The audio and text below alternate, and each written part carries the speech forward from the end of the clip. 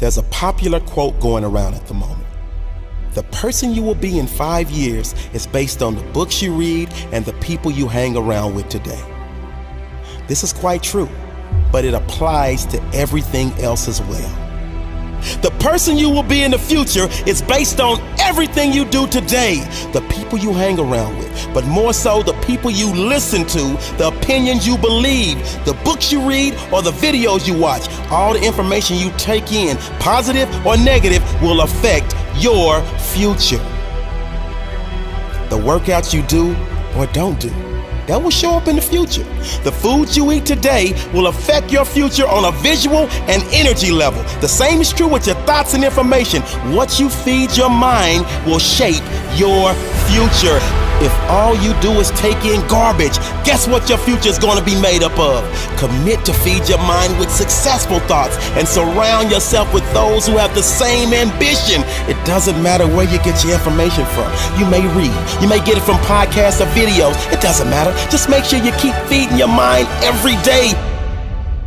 Your future self is begging you to show some discipline. Your future self is begging you not to be like the rest, to learn more than the rest, to work harder and smarter than the rest. Your future self is begging you to do the work now so you can enjoy later.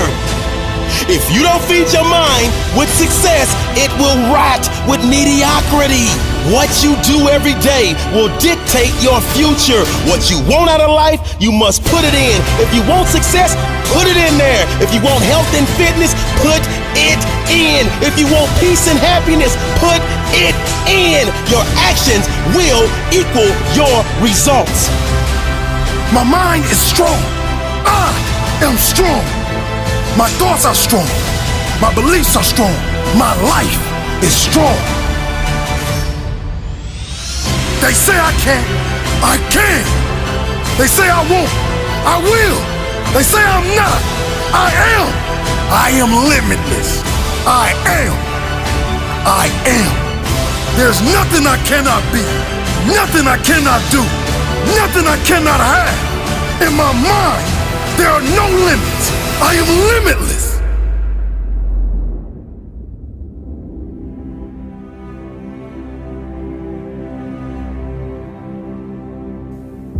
There's nothing I cannot be. Nothing I cannot do. Nothing I cannot have. There exists no limits in my mind. Some decisions are major decisions. And also there are a lot of small decisions that we don't make, that they tax our minds, they drain our energy, they create a lot of anxiety and nervousness and mental torment because we don't take care of it. We decide not to decide, which is a decision.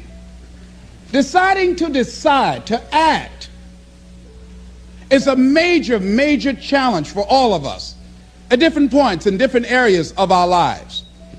And there are things that happen to us along the way, experiences that we have that prevent us from working through the mental block of acting, of doing those things that we know we ought to do.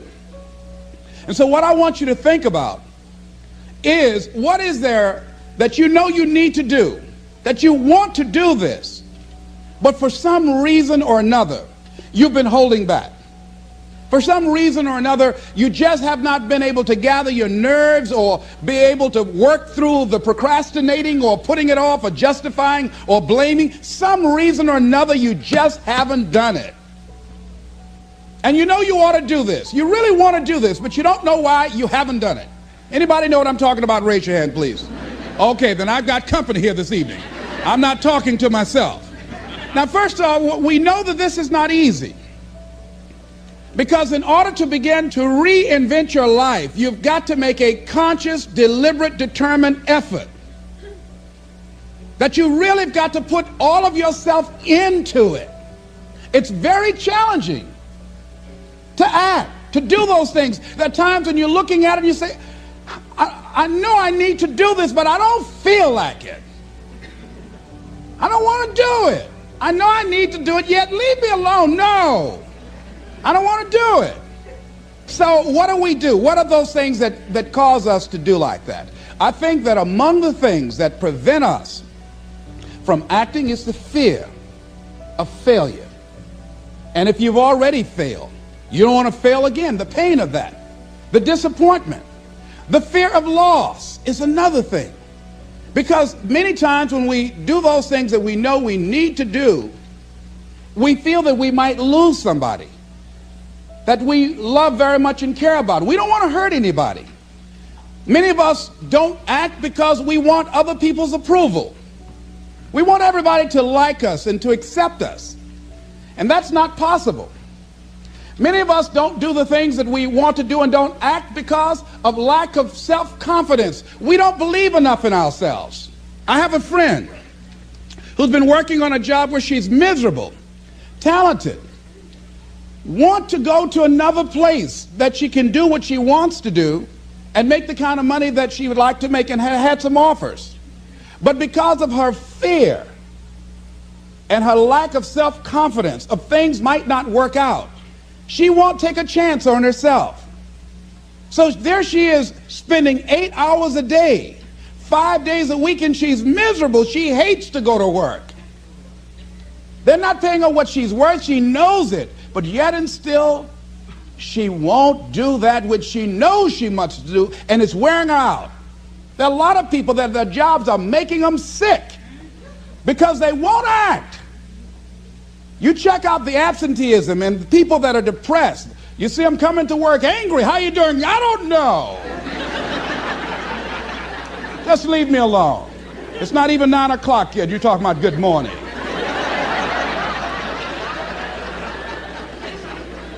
There are days you go to work, you want to just keep driving past the job. You don't want to stop because it's not in sync with who you are. But you haven't acted. Have another friend. This guy's brilliant. He's a business consultant. He helped a lot of people get their business started. And people come to him because they know he's knowledgeable. But this guy won't start his own business. Now, he's very smart. He can do it. Everybody believes in him except him. And he's so smart, he's talked himself out of it. Well, the numbers aren't right. So there are many reasons why we don't act. There are other things, though, that affect us. Is that not wanting to take personal responsibility. We want somebody else to do it. And many times we pick up our inability to do certain things from people that we love, people that we admire. We identify with them, and we live in the context of their ideas, their opinions, and their life patterns. We buy into it unconsciously. My mother is a pack rat. She keeps everything. She doesn't throw anything away. And I have unconsciously picked that up. Now, my mother never said, let me show you how to keep everything, Les, and just clutter things. I unconsciously picked that up, many times unconsciously. We try to honor the people we love by being like them. By the same token, I realized something about myself when I had some major decisions to make, and I found myself acting like my mother. See, my mother's the kind of person that when she has a problem with one of the other foster children that she adopted, she won't confront them. She will call me. Les, why don't you tell Linda to move? She's lazy. She won't go to work. She runs the street all day, and then she comes home and wants to sleep all day, and I think she's doing drugs. I said, but Mama, why don't you tell Linda that? I bought the house for you. I told you when she wanted to come home, don't let a grown person come there and take care of them. You let her in. Well, after all, she's my child. Mama, then you handle that. When I tell her to leave, she say, Mama say I can stay. Mama, can I stay? And you tell her yes, and then you call me and say, she's still here.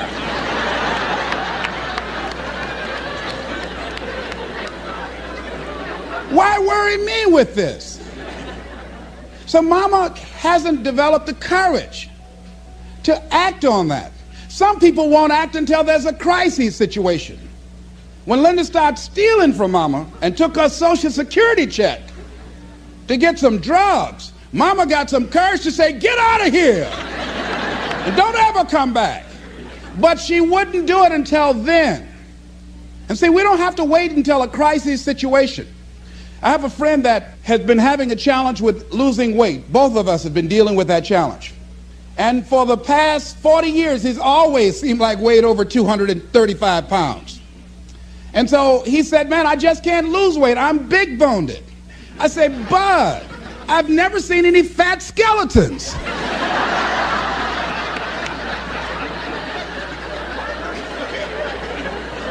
No, you need to act on your health. You can change this. You don't have to go to your grave fat. We're all digging early graves without teeth. We don't have to do this. They need to have a support group around M&M peanuts. You want a support group on something, and throw Snickers in there too. Bud and I can tell you about the help we need with that. So what happened with Bud, though, he became ill a few weeks ago. See, Bud in the last few weeks has lost more weight than he's ever lost, even when we were competing with each other, betting a lot of money. But what happened was, Bud became diabetic. He went into an insulin shock. He didn't know that he was diabetic. His blood sugar became high. And the doctor said to him, you are diabetic. You're going to have insulin shots every day. You're going to have to change your diet. And let me tell you what's going to happen if you don't do what we tell you to do. Number one, there's a possibility that you can become an amputee. Number two, you can go blind. 3, you can become impotent. Bud, say, help me.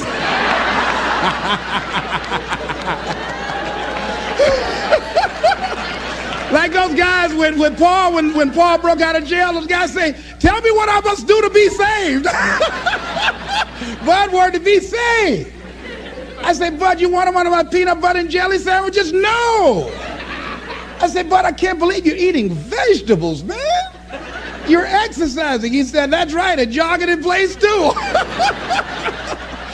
Now, he had the ability to do it before, but there's some people, it takes that kind of crisis to bring them into reality in order for them to act in their own best interest. Some people have to hit rock bottom in order to rise. I don't know why. You want to begin to look out on your life and what you want for you. And I think that when we begin to focus in the area of what does it take for us to act, I think we can say events can inspire us to act, like that particular event in his life. Circumstances. A friend of mine, he wanted to do something and he just did not have the motivation and the drive and the confidence within himself. But his circumstances changed overnight through an acquisition of the company that he worked for. He lost his job. Through the inspiration of desperation, he had to act. See, life also are things that can inspire us to act. See, we don't have the courage, and that's what it takes, courage. It takes guts to do that which you know you need to do. If you don't have the courage to act, life many times will move on you and make you act. Life will whoop your butt so bad. You will be so miserable, you will catch so much hell, you say, yes, I will do it. What do you want me to do? Take me. A friend of mine said, I can't stop smoking. I can't stop smoking. Doctor said, Sam Axelrod, you have emphysema. Sam never picked up another cigarette and said, look at those stupid people smoking. Sam, you did it for 35 years. How can you talk about people? Well, I was different. I'm trying to help them. They don't have to do the same thing I did. But be compassionate, Sam. Isn't it interesting how quickly we forget? So I'm saying that look at something in your life. It might be just writing a letter to somebody to say thank you. It might be just to apologize to somebody. I had a confrontation in the Penobscot building with the security guard there. He responded to me what I perceived as a negative way, and he and I engaged in an argument. I did not like the way I handled that. I avoided going through the front door for a long time because I didn't want to face him. Finally, I decided to act, and I went up to him and said, I want to apologize to you for the way in which I handled this argument we had the other day. I was wrong. I hope you accept my apology. He said, I do. And I said, thank you very much. I felt relieved. Now, when you decide to act, it's not always going to be like that. A friend of mine did some work for me. It was below par, to say the least. I knew that this guy was capable of doing better work. I knew that he also had a fragile ego. So I was trying to think of what is the most sensitive way in which I can share this information with him. Because I wanted him to do my work over. I was going to pay him for what he did. But I needed my work done right. But I was afraid that I would hurt his feelings. I was very, very meticulous in how I approached him. And I said, let me share this with you. You know I care about you, and that you're a very talented and gifted person. And you and I both know that what you have given me is not a true reflection of your talents and abilities. And I'm saying, let's go back in the studio and do this again. And he said to me, I'm going to forget you ever said that.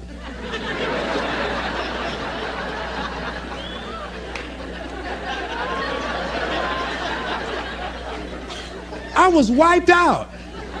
He never spoke to me again. Now, when you decide to act, you're going to have some people like that. We're no longer friends. I lost sleep over that, ladies and gentlemen. I said, I can't believe that.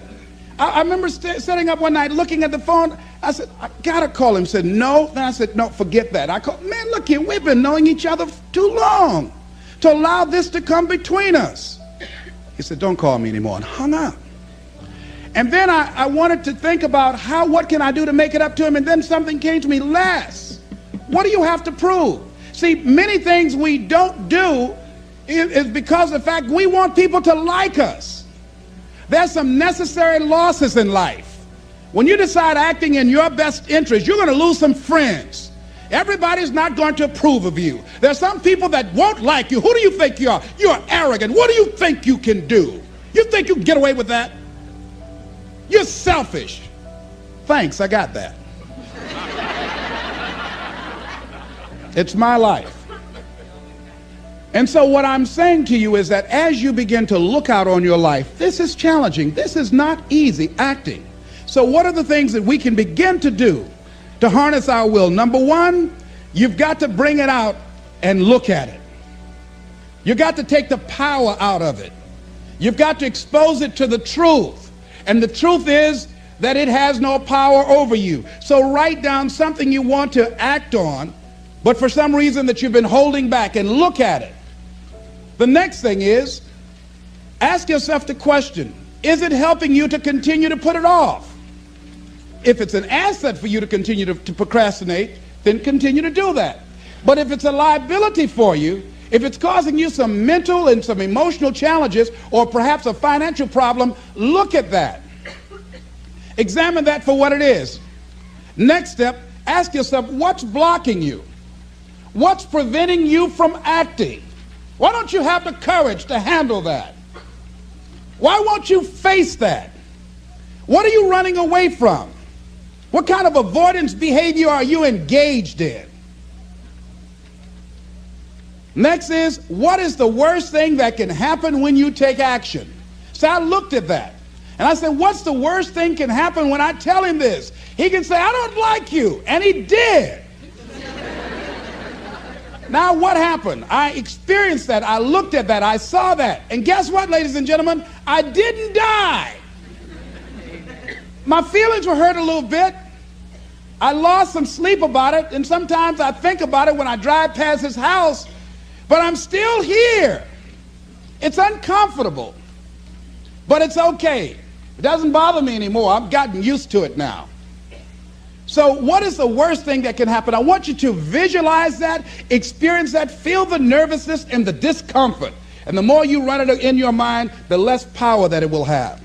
Next is, how will you feel after taking this action? I felt a sense of personal achievement when I faced somebody that has been my mentor for years. And for years, there was something I wanted to tell him, and I didn't have the courage to tell him, because it was always, I was the student, he was the teacher. It was always I looked up to him and admired him and held him in high esteem. And I was always grateful and thankful for the impact that he had on my life. And I loved him so much. I didn't have the courage to say to him, please stop drinking so much. You're an alcoholic. You need help. I didn't have the courage because I was afraid that he might not like me. I was afraid that he might be hurt and crushed, that we would no longer be friends. I didn't want to jeopardize what we had. I loved him a great deal, and I didn't know how this would affect our relationship. And I didn't even want him to know that I knew that he was an alcoholic. And so I was a coward. I was spineless. In the name of love, I did it to justify to myself to stop from helping somebody that I loved from dying. I said, I love him so much, I just can't tell him this. I don't even know how he would handle it, to know that I know that he's an alcoholic. And finally, after years, I developed the courage to face my teacher, my mentor who has molded me, who looks at me now and wanted to do what I'm doing now and did not do it. Came at a different time, and it wasn't time for what he brought. And he's living through me. And I had to face this man who's been like a father to me and say, I got to tell you something. You've got a problem. I love you very much. Please stop drinking. You're killing yourself. It's not just social. You do it every day. You need help. And whatever I can do to support you in that, I will. But please stop. And he looked at me, and I had no idea how he was going to handle that. And first there was like, I dare you. And we just looked at each other. And then I reached out to embrace him. And we've never, ever embraced men, macho. Never hugged before. I hugged him, and he just stood there with his arms straight. He couldn't raise his arms to hug me back. And he was shocked. And after he got over the initial shock, when he could bring himself to speak, to maintain his composure, because he could never afford to let me, his student, see him vulnerable or admit that I was right. He said, I'll be seeing you. And I said, yes, sir. I said, tell your wife I'll be by the house to see y'all before I leave. And when he walked away, at first I was very depressed about it. And I said, well, maybe it wasn't my place to do this. And you know, when you act, you're going to have some second thoughts. And then I said, no. I did what I felt. I did it because I feel very strongly about this. And fortunately, he called me back a few weeks later and left word with the answering service. Leslie Brown, I just want to say thank you. And hung up. That was a good feeling. When we look out on our lives, you ask the question, what are you going to do? Look at, as you think about this that you know you need to handle, what are you going to do? And then write down 3 strong reasons on why you know you must take action. And be explicit and descriptive in your reasons, because your reasons have power. Your reasons will drive you. When you have doubt, when your faith becomes weak, your reasons will fortify your faith. When you have an inner conversation, say, no, don't do that. Your reasons will become your rod and your staff to comfort you, to take you through those challenging moments. So write down your reasons. And what you will find, that when you decide to act, when you decide to take life on, and let me warn you, it can be painful, it will be uncomfortable, and that's where the growth is. When you're uncomfortable, when you're stretching out, when you're taking life by the collar, you're going to get thrown to the ground again and again and again. But when you have determination, and you know that what you're doing is right, it gives you your life, it gives a special meaning and power to you, You will have some power from on high. You will discover some things about yourself that will begin to electrify your personality. You'll begin to discover some things about you that you don't know you've got when you put yourself in that type of challenging situation. Repeat after me, please. I can go into action on anything in my life. Nothing is stopping me but me. No challenge in my life has any power over me. Here's something that Howard Thurman wrote on the decision to act. He said, "It's a wondrous thing that a decision to act releases energy in the personality. For days on end, a person may drift along without much energy, having no particular sense of direction and having no will to change. Then something happens to alter the pattern. It may be something very simple and inconsequential in itself, but it stabs awake, it alarms, it disturbs. In a flash, one gets a vivid picture of oneself, and it passes. The result is decision, sharp, definitive decision. In the wake of the decision, yes, even as a part of the decision itself, energy is released. The act of decision sweeps all before it, and the life of the individual may be changed forever. When you decide to make decisions, to act, you begin to access power within you that will increase your self-esteem, that will increase and enhance your personal power, that puts you in charge of life. And life has a whole new meaning for you. There's a sense of personal freedom. Doesn't mean you're not going to have any struggles. Doesn't mean that you're not going to have any challenges. Doesn't mean that you're not going to suffer any defeats. No, doesn't mean that. But what it does mean, that you're putting yourself in the position to grow. You're putting yourself in line with your higher calling and your higher self. And that's what life is about.